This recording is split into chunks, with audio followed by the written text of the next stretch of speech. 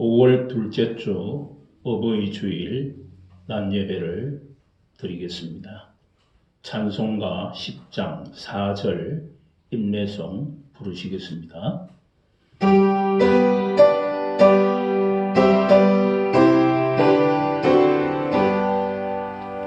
성삼일체께 한없는 찬송을 드립니다. 존귀한 주님을 영광 중 배웠고 영원히 모시게 하옵소서.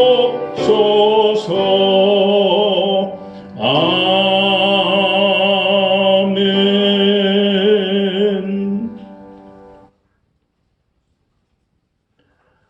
다 같이 사도신경으로 우리의 신앙을 고백하시겠습니다.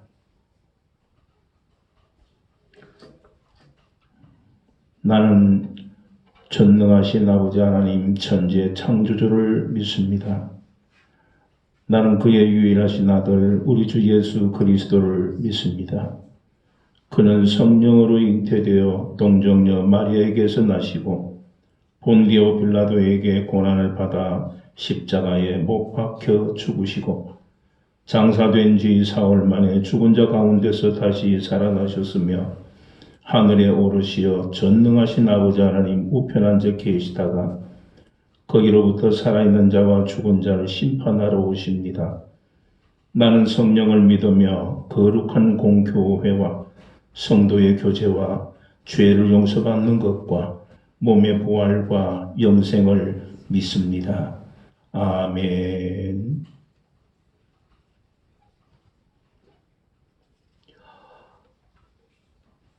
광고 말씀을 드립니다. 오늘도 가정에서 영상 예배를 드리시는 성도님들에게 감사를 드립니다. 그리고 영상 예배로도 은혜의 시간이 되시기를 바랍니다. 이번 주는 어버이 주일로 지킵니다. 한 주간을 어버이들과 그리고 부모님을 위해 기도하시고 또 부모님이 소천하신 분들도 하나님께 마음으로 그리워하면서 기도하는 시간이 되시기를 바랍니다. 5월달은 지난번 광고를 드린 것처럼 모든 교회가 현장 예배로 전환하고 있습니다. 특별히 발열이라든지 인후통이 없으신 분들은 교회에 참석을 하시면 좋겠고요. 그럼에도 불구하고 영상 예배를 드리실 분들은 영상 예배를 드려주시기를 바랍니다. 그러나 코로나19 수칙은 꼭 지키시기를 바랍니다. 그래서 개인의 그 건강에 조심하시기를 바랍니다. 그리고 6월부터는 오후 예배를 드릴 예정에 있습니다. 그리고 여러분들이 크게 변화가 없는 한 6월부터 오후 예배를 드릴 예정입니다. 가정에서 성경 묵상과 그리고 전도 대상자를 위해서 끊임없이 기도해 주시기를 바라고 우리 교회 공동체를 위해서 늘 기도해 주시기를 바랍니다. 그리고 영상 예배를 드리시고 교회에 참석지 못하시는 분들은 각종 헌금은 교회 계좌 이체로 이용해 주시면 감사하겠습니다. 그 외에 다른 것은 또 광고를 드리도록 그렇게 하겠습니다. 이제 찬송가 95장 찬송 드리겠습니다.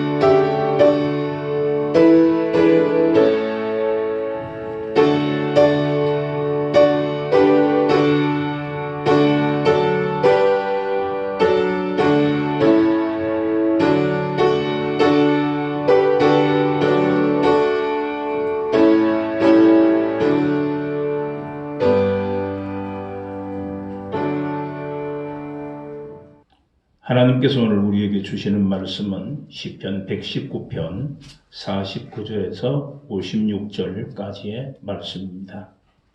시편 119편 49절에서 56절 찾으신 줄 알고 봉독합니다. 주의 종에게 하신 말씀을 기억하소서. 주께서 내게 소망을 가지게 하셨나이다.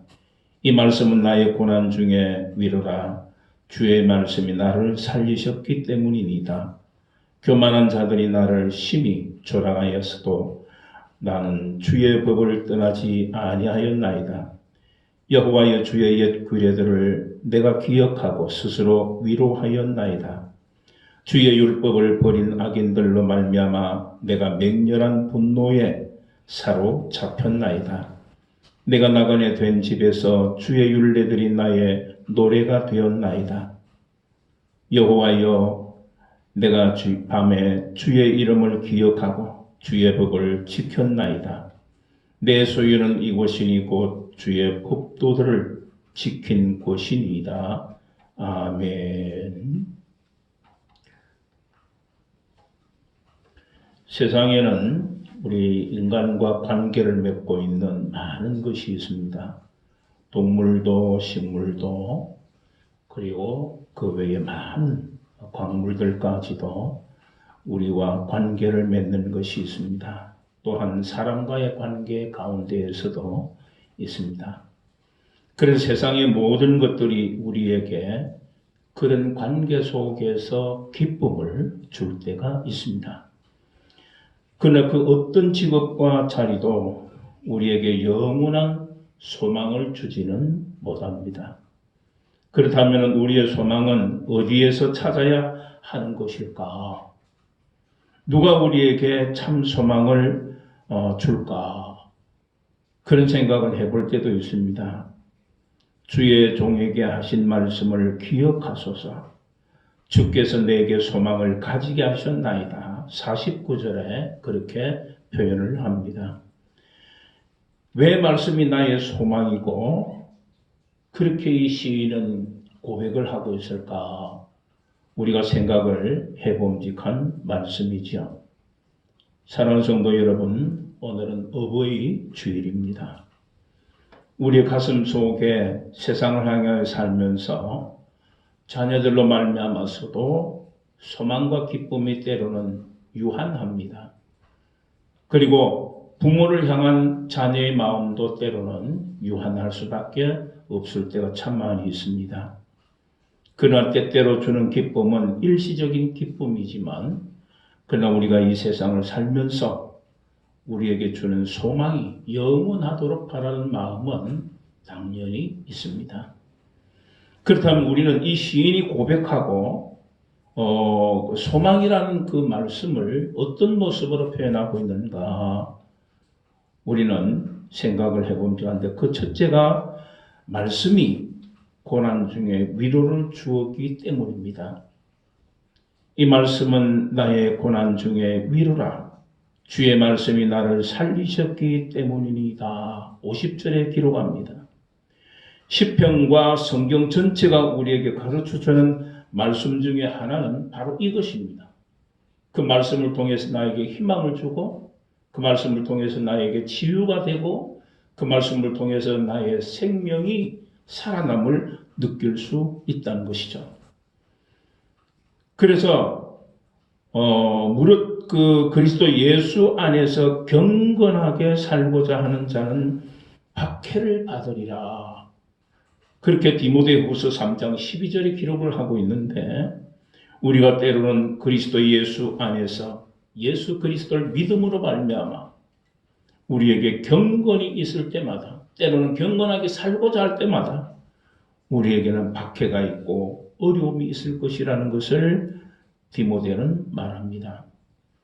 또 영광스럽게 된 자는 큰 환난에서 나오는 자들이며 또 동시에 너희가 환난을 당하리라는 그 말씀이 있는데 하나님의 말씀을 통해서 오랫동안 고통과 이 고난 중에 살고 있는 성도들에게 소망과 용기를 주시는 분이시죠. 그가 그의 말씀을 보내어 그들을 고치시고 위험한 지경에서 건지시는도다. 말씀이 우리를 건지고 말씀이 우리를 위로해 주신다는 것을 시편 107편에 기록을 하지요. 현실적으로 볼 때는 온갖 어려움이 우리를 가로막고 때로는 사방에 절망의 벽들이 쌓여 있는 그런 모습, 그런 경험을 우리는 참으로 많이 합니다. 그래서 가로막고 있는 이 사방을 통해서 절망의 모습을 갖게 되고 좌절하게 되는 일들도 있다는 것이죠. 그렇기 때문에 그런 모든 절망의 벽이 쌓여 있는 것처럼 그렇게 보인다고 할지라도 우리 그리스도인에게는 오직 하나님의 약속의 말씀이 우리가 의지하고 믿음과 소망을 잃지 않을 때 하나님께서는 우리에게 영원한 소망을 주시는 것입니다. 그래서 그런 모습을 통해 가지고 소망을 잃지 아니하고 좌절하지 아니하고 믿음을 가질 때 이 시인의 오늘 모습을 보면은 성숙된 신앙, 그런 신앙 인격을 전형적인 모습으로 갖고 있음을 발견하게 됩니다.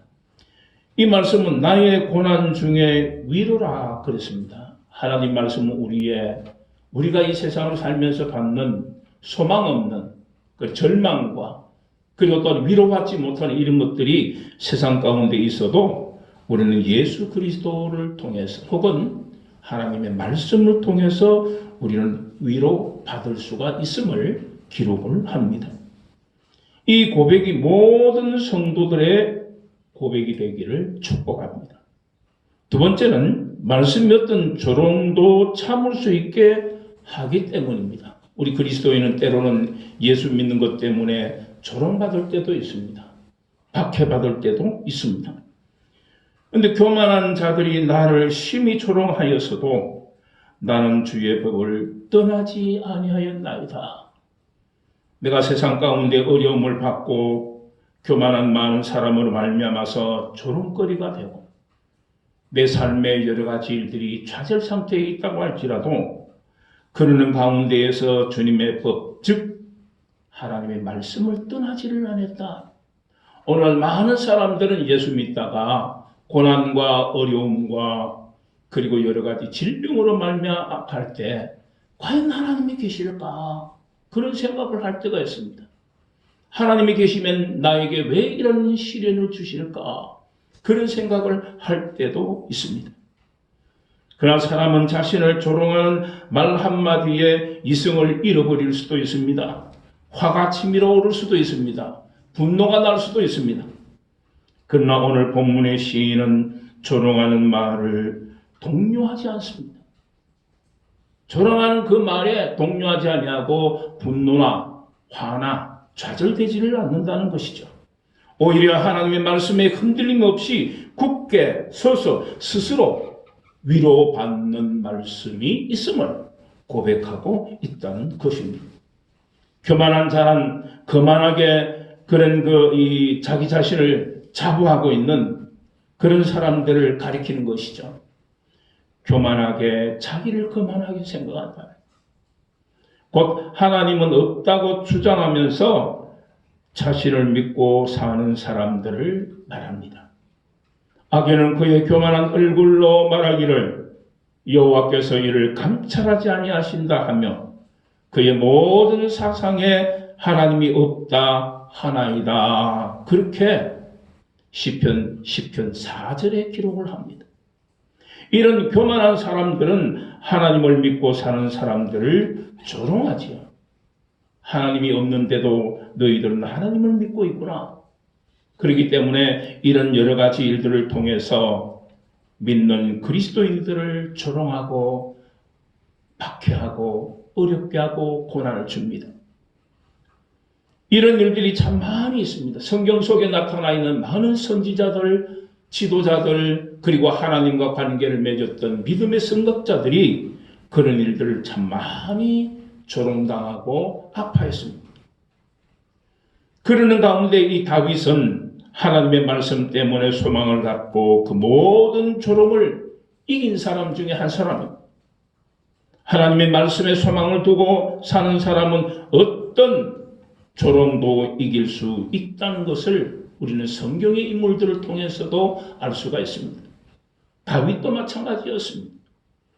이 세상의 어떤 세력도 말씀에 소망을 두고 사는 성도를 이길 수는 없다는 것이죠. 다윗도 많은 고난 가운데 있었습니다. 사울이 죽이려고 한 것뿐만이 아니라 전쟁 속에서도 죽음을 견디고 살아난 일들이 얼마나 많습니까? 그럼에도 불구하고 이 다윗은 말씀의 소망을 걸고 자신의 그 믿음을 지켰던 사람, 이 세상의 어떤 세력도 말씀의 소망을 두고 사는 그리스도인들을 이길 수가 없다는 것입니다. 말씀은 원수를 변화시키기 때문에 그렇습니다. 우리나라의 독립운동가로 이름을 남긴 월남 이상재라는 사람이 있습니다. 장로님이시죠. 이 장로님은 한 번은 일본 신문 기자가 질문을 했습니다. 간디는 평소에 100세를 산다고 했습니다. 누구는 몇 세를 산다고 그렇게 했는데 선생님은 몇 년이나 사실 수 있겠습니까? 그렇게 묻습니다. 월남 이상재 장로님은 그 기자를 물끄러미 바라보시다가 이런 말을 합니다.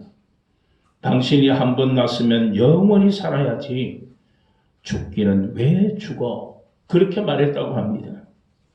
독립운동가로 혹은 정치가로 혹은 외교관으로 교육가로 그리고 교회를 봉사하는 그런 그 그리스도인으로서 다양한 그런 인생을 보내신 월남 이상재 장로님의 일생은 그 비결은 뭐냐면은 이와 같은 하나님 말씀에 확신을 거는, 다시 말씀드리면 이상재 이 장로님은 그 기자에게 부활의 신앙을 말한 겁니다. 부활의 신앙. 영원히 살 수 있다는 그 말씀을 믿고 그 기자에게 깨우침을 주는 것이죠. 말씀 안에 사는 신앙인이란 현대에 소망이 없는 사람들을 바라보는 비관적인 신앙이 되어서는 안 된다는 겁니다. 모든 사람들에게 우리 그리스도인들은 내 삶을 통해서 소망을 주는 그리스도인이 되어야 된다는 것이죠. 우리가 좌절하고 우리가 고난 중에 있고 우리가 아파하고 눈물을 흘리고 좌절되어 있는 그런 모습을 믿지 않는 자연인들이 우리를 본다고 한다면 그리스도인들 별 수 없다고 합니다. 그렇기 때문에 우리 가슴 속에 새겨져 있는 말씀을 가지고 내 삶에 굳게 설 수 있는 하나님을 바라보는 그 믿음이 있어야 되며 또한 소망이 있어야 합니다.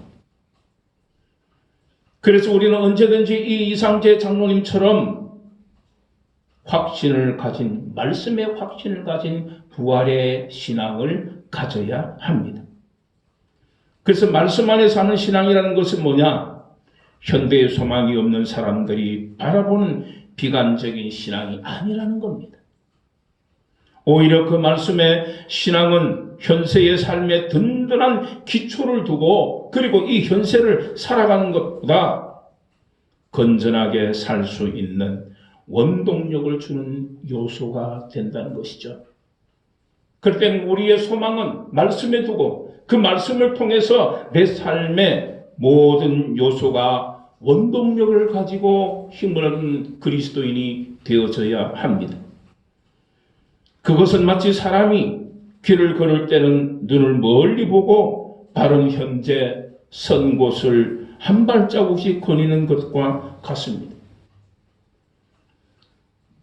우리가 세상 가운데에서 보면서 천재 소설가이고 시인이었던 괴테라는 사람을 압니다. 이 괴테는 그런 말을 했습니다. 너 아무리 성공의 정상에 서는 순간이라 할지라도 죽고 다시 사는 진리의 말씀을 알기까지는 처량한 나그네일 뿐이다. 그랬습니다. 이 괴테도 마찬가지로 그 믿음 속에 바로 영생을 얻는 부활의 신앙을 가진 자였습니다. 그렇기 때문에 아무리 이 세상을 사는 정상인, 뭔가 정복한 사람이라고 할지라도 그 가슴 속에 진리의 말씀을 알고 우리가 나는 죽고 예수 그리스도의 새로운 피조물이 되는 다시 사는 그런 소망이 없다면 우리는 인생을 그냥 살다 가버리는 나그네 같다는 것입니다. 그에게는 그렇게 말했습니다.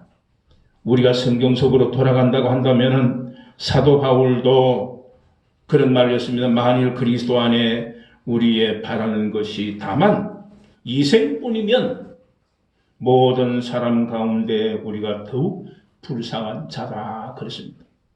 세상 많은 사람들은 요즘 보면은 자기가 하고 싶은 일들을 다 하고 삽니다. 먹고 싶은 것, 행하고 싶은 것, 그리고 모든 경험하고 싶은 것을 직접 경험하고 사는 사람들이 참으로 많이 있습니다.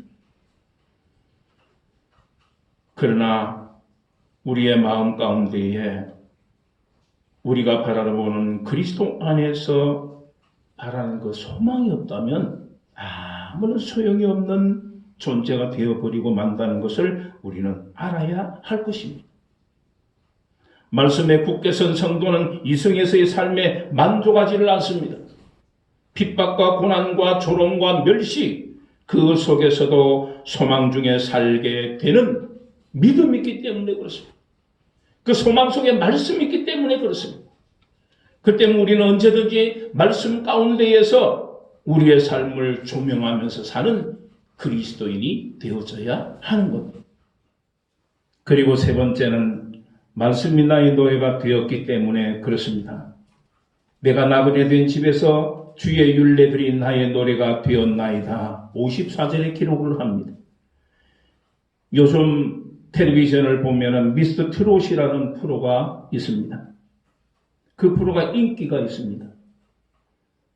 그것은 왜 그러냐면은 거기에 노래가 있기 때문에 그렇습니다. 노래는 기쁨을 주고 행복과 위안과 힘을 가리키고 있습니다.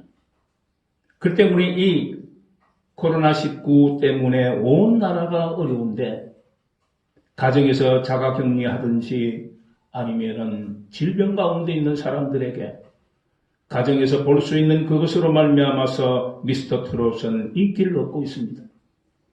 25%, 30%라는 그 모든 사람들이 거의 보고 있다는 그런 모습을 보여주는 것 같습니다. 왜냐하면 거기에 노래를 통해서 자신들의 위로가 되기 때문에 그렇다고 합니다. 성도는 외롭고 고통당할 때 주의 말씀을 깊이 묵상하는 경건한 성도에게는 그 말씀이 기쁨이 되는 것이요 행복과 위안과 힘이 되는 겁니다. 주변에 악한 사람들이 회방과 멸시를 쏟아붓고 조롱을 보내고 있다 할지라도 이 성경 속의 다윗은 깊이 분노하고 싸우지를 않았습니다. 모든 심판은 하나님께 맡기고 다윗은 감사의 노래, 승리의 노래, 자신을 평안히 가질 수 있는 소망의 노래를 불렀던 사람입니다. 분을 내어도 죄를 짓지 말며 해가 지도록 분을 품지 말고 마귀에게 틈을 주지 말라. 무릇 더러운 말을 너희 입 밖에도 내지 말고 오직 덕을 세우는데 소용되는 대로 선한 말을 하여 듣는 자들에게 은혜를 끼치게 하라. 에베소서 4장 26절에서 29절에 말씀합니다. 성도 여러분들도 가정과 직장과 교회 어디서든지 간에 마귀에게 속지 아니하 덕을 세우는 말씀 가운데에서 사는, 그리고 주변의 많은 사람들에게 칭찬받기를 바라는 그런 성도가 되어서 약속의 말씀을 믿고 의지하면서 우리의 삶의 길에 찬송이 넘치시기를 주님의 이름으로 축복합니다. 오늘 본문에서 왜 말씀이 나의 소망이라고 시인은 고백하고 있을까요? 말씀이 고난 중에 위로를 주었기 때문에 그렇습니다.